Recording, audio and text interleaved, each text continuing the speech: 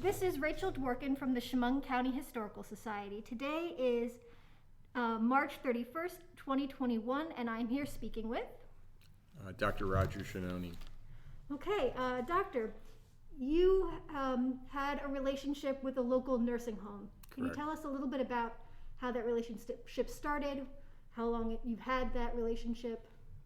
Well, I was a medical director, and in that capacity, your job is to care for all of the residents in the facility and handle all of their medical problems.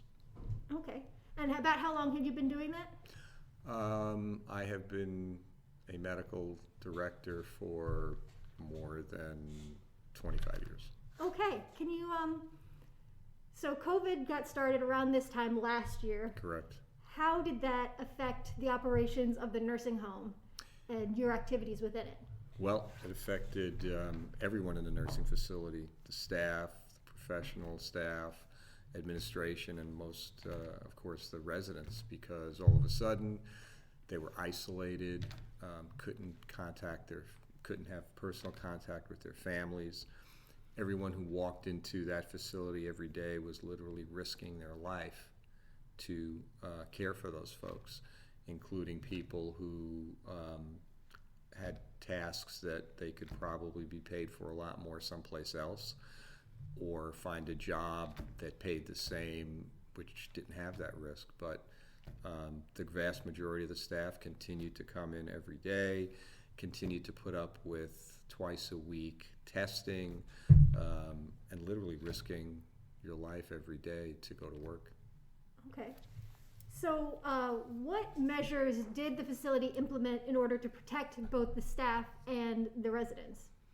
Well, the standard at the time, and still is, personal protective equipment, and then ultimately when testing became available, because initially, of course, it was not, a program of, it varied from time to time, but generally twice a week testing, which is not the most pleasant experience in the world.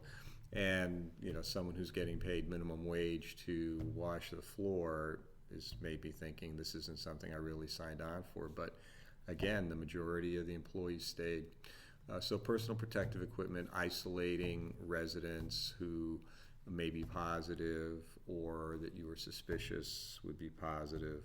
And then again, having to isolate them from their relatives, which is the worst thing. Do you recall when the testing became available? Let's see. No, specifically I don't, but it was at least, had to be a couple of months before it was widely available. In the beginning, we couldn't get access to it. I don't remember the exact time frame, but we couldn't get access to the testing. And when we did, then the results also would sometimes take more than a week to come back. And so during that time, you had to treat everyone as if they were positive. It was just a nightmare in trying to isolate suspicious or COVID positive folks from the rest of the facility. About how many cases would you say you saw at the facility? Let's see. Of positives, it's tough to say because it's over a course of time. Let's say dozens. Were there any deaths? Yes. Okay. Can you talk to me a little bit about your duties as it related to COVID-19 and the implementation of what you were doing there at the facility? Well, we had to design, of course the state provided some guidelines, but we had to take those guidelines and apply them to the individual, because each facility is different, of course. It's built differently. It may not have a room that you could isolate folks in, so everything had to be individualized.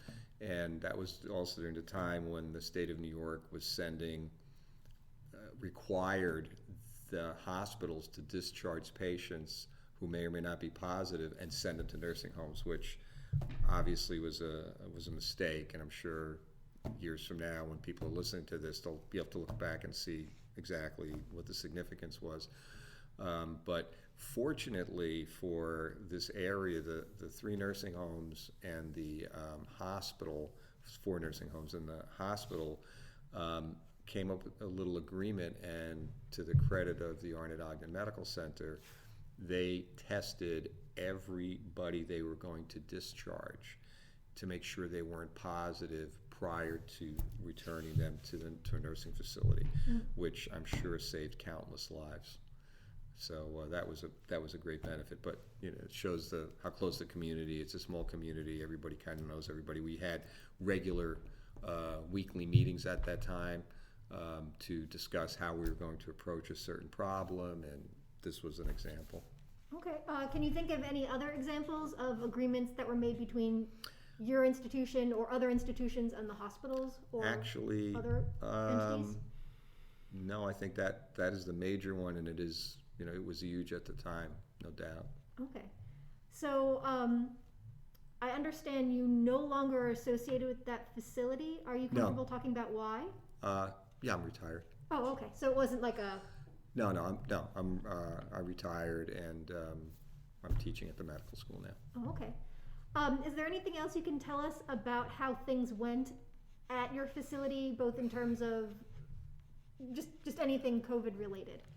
I mean, the situation was basically just every single day realizing that you could become infected and die, and not only that you could go home and infect your loved ones. So I had this routine where all the clothing I wore, scrubs, etc., I would take off outside, and I had to have a little travel trailer that I would sleep in, so as to try to make sure not to infect my family. So emotionally quite stressful, and I'm sure everybody went through this in various forms, and people saw it on TV. The healthcare workers are just devastated emotionally and physically. So you talked about sleeping in a trailer in order to not infect your family. Correct. Are there other ways in which COVID impacted you and your family, like on a personal level? Well, I just think the stress of every day going to work and thinking that you could die. I mean, it's kind of a unique thing unless you're, I guess, in the military or law enforcement or something of that nature. You don't usually think when you go to work every day that you could contract a fatal illness and be dead in 2 weeks. Did the facility provide any kind of mental health care for the employees? Because I imagine you were not the only person who was experiencing No, everybody. this. No, the facility was very, very good, supportive, but regardless of the amount of support, the reality was you could catch this disease and die. So was your retirement planned, or was it hastened as a result of the stress? I retired. I didn't retire before COVID. It was planned. They had known that I was going to retire. Okay. I'd given them notice beforehand, etc. So you had mentioned that you were vaccinated. Were you vaccinated as part of your work at the facility, or was that after your retirement? Could have been either way, but I actually was vaccinated because I'm also the coroner for Schenone County, and that was one of the groups because of exposure to infectious disease that was in Group 1A. So I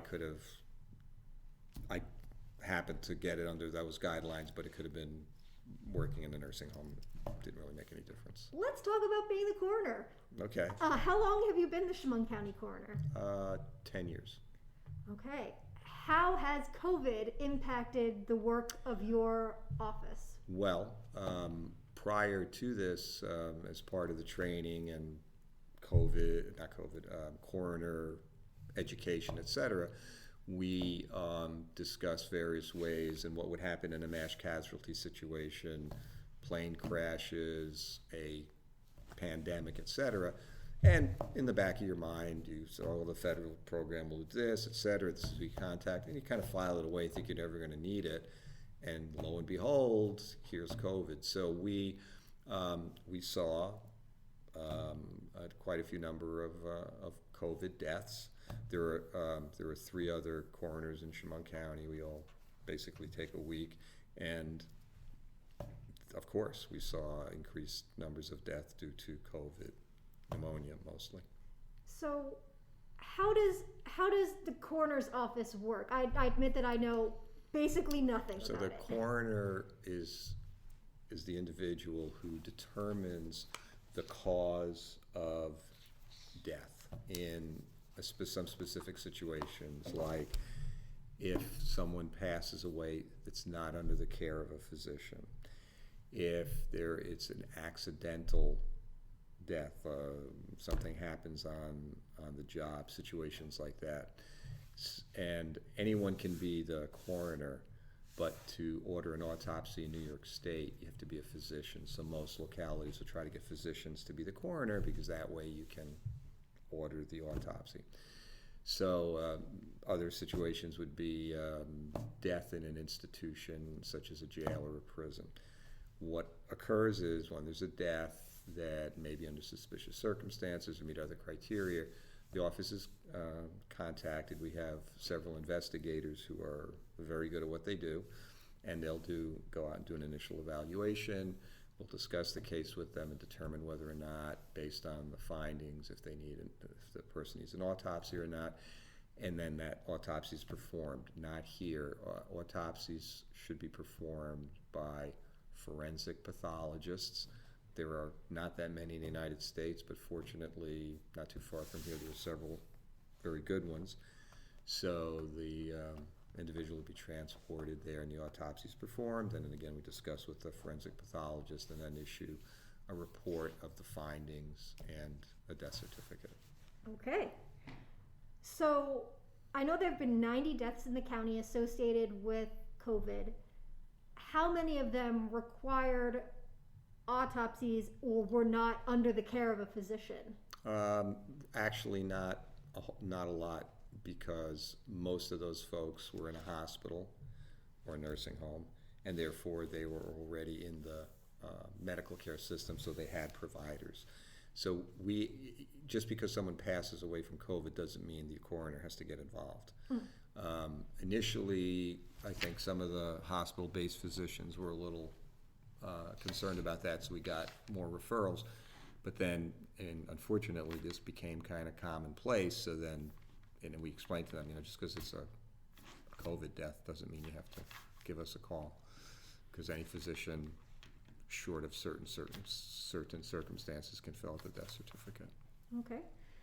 So you had a plan for a mass casualty event for a pandemic. Right. What was involved in that plan, and how closely did you hew to that plan, or did it change because of circumstances? Well, fortunately, we did go through a period where there was a shortage of space for people that had passed away, and temporary measures in that situation are refrigerated trucks and things of that nature. But that did not happen to the extent that it happened in larger cities, because of course we don't have the population density here, and the rate of transmission also may not have been as great because of that. So, a more rural area was not as hard hit as New York City or Chicago or whatever else. So it was kind of business as usual, just a little bit busier. Okay. Is there anything else that you would like to mention with regard to any of that? No, I think that's a pretty accurate, brief overview of the situation. Okay. I'm going to shift gears a little bit, talk about the vaccination. So you were vaccinated through your work. How did that go? Can you walk me through the process of how that went? Of receiving the vaccine? Yes. Well, we went over to the ARNet, and they had everything down to a science from start to finish, including the 15 minutes of waiting after the injection, which you yourself have experienced, right? I don't think I was there a half an hour. I mean, it was paperwork, review of paperwork, have a seat, come in, get the injection, and go sit down for 15 minutes. It was quite well done. Okay. And what did you wind up getting? Which one did I get? I got, let's see, Pfizer. Okay, so that one's the 3 weeks? Or 3 week, the yeah. 3 weeks, okay. So you said you currently are a professor at the medical college. Would that be the new medical college? Yes. how has the medical college adapted to the pandemic in terms of teaching? What a nightmare. It's all Zoom everything.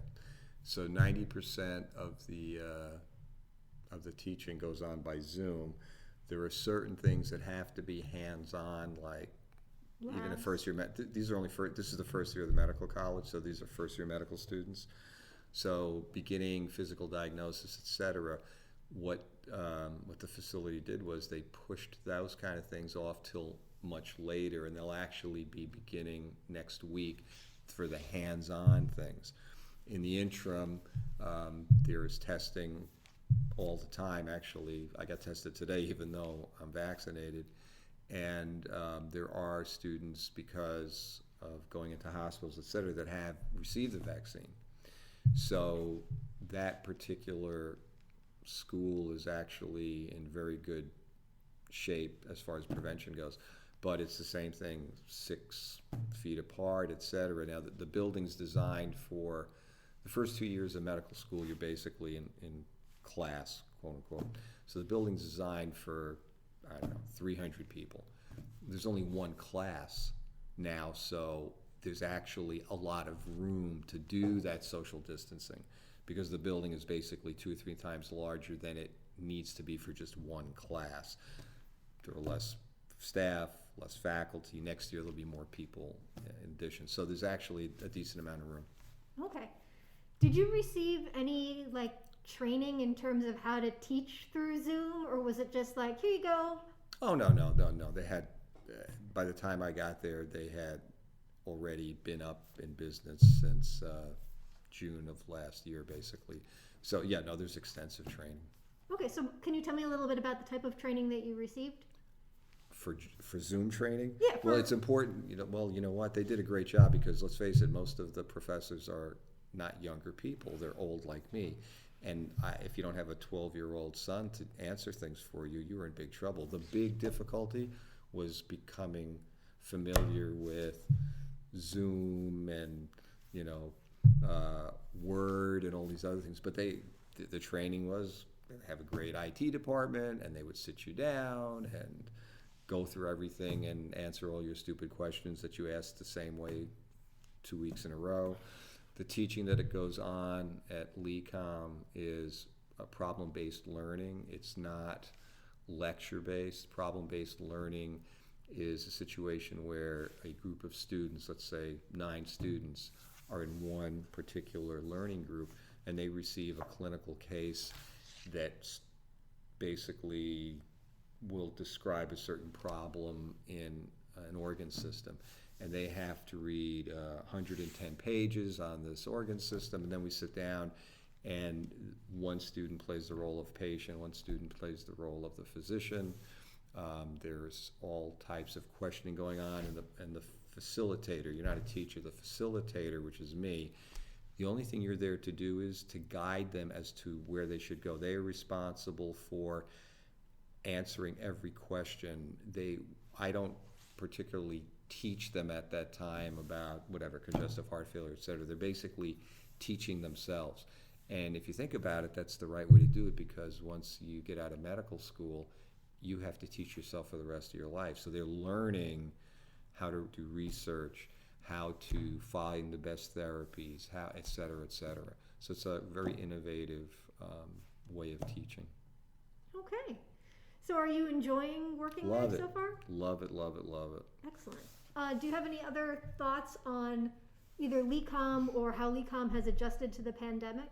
Well, LECOM has had to do a lot of adjustment because of all the in the 3rd and 4th year is when you are out in clinical rotations. When this first happened, a lot of places did not want additional students or anyone in the hospital, because they were just going to be a vector for transmission. So a lot of hospitals cut back on their clinical rotations for students. So now what do you do? And what they did was they began case teaching over Zoom. So the students would have to put in X amount of time a day going over various clinical cases, studying for boards, et cetera. Not the same thing as being in a hospital, but under the circumstances, there was nothing else that could be done. So they had to think quickly. Okay. And now, of course, everything is calming down and it's kind of getting back to normal. So, because of how things are sort of slowing down pandemic-wise, you think that once you get to having, a class that is actually in their third and fourth year, that they will be able to be in the local hospitals? Yeah, no question. So is that through Arnott, through Guthrie? The medical students go all over the United States. I mean, certainly Arnott and the local hospitals are, because a lot of the students are from the area, and that's the plan, is to encourage students from the area to study here, because then the likelihood is they're going to stay, as opposed to a student who comes from California, graduates, and then is he going to stay in upstate New York, or she going to stay in upstate New York? Unlikely. And we've already seen how that's benefited the area, because the residency programs that were started at the Arnott have been very successful in retaining family practitioners, emergency room physicians, hospitalists, psychiatrists, etc. So all those folks that trained in the area, if they're offered employment and they say yes, the likelihood is they're going to stay, because if you're a resident, you've been here for at least 3 years. So you either like it or you don't. And if you like it, then you're offered a job. You're probably going to stay, as opposed to trying to recruit a physician from outside the area. So the physician comes, looks around, they have a significant other. Do they like it? They don't like it. They stay for a year or two. They don't like it. They take off. It disrupts the whole healthcare system. But if you pick people that are familiar with the area, the likelihood is they'll stay.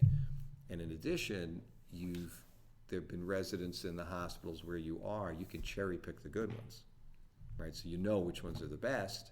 So then you say, okay, Janie or John or whatever, we like you. You want to stay here?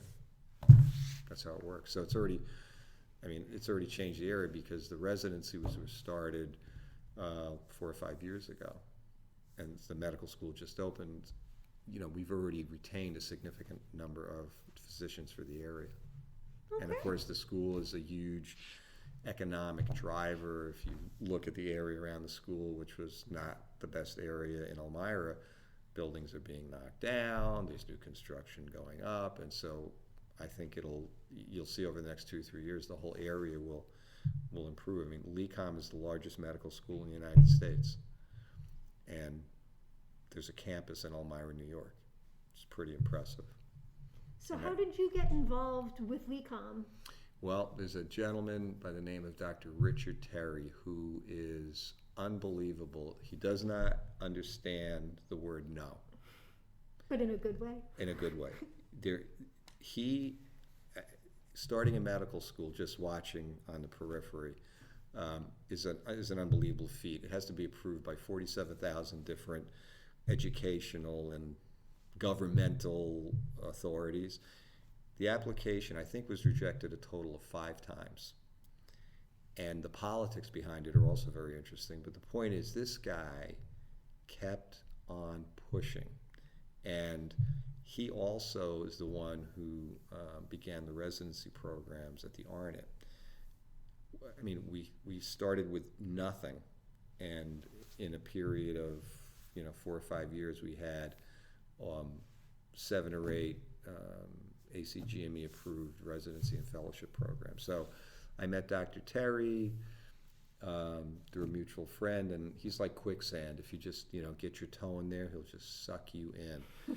And I started off teaching 3rd and 4th year medical students. Then I started the internal medicine residence at the Arnott. I was the first program director, and then I became an associate.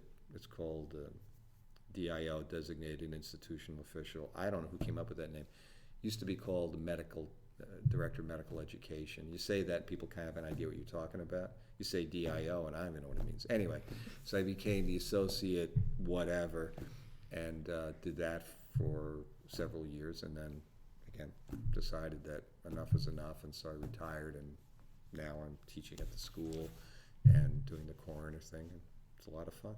Okay. Is there anything else you would like to talk about as it relates to the pandemic in any way? No, I just think that we're on the verge of getting out of this, and it's unfortunate that a lot of states have stopped their mask mandates, et cetera. But hopefully in the next 2 or 3 months, everybody will be vaccinated and we'll be able to kind of get back to normal, finally, right? Because this has been a terrible strain on everybody, the entire world. All right. Well, thank you very much for speaking with me. Great.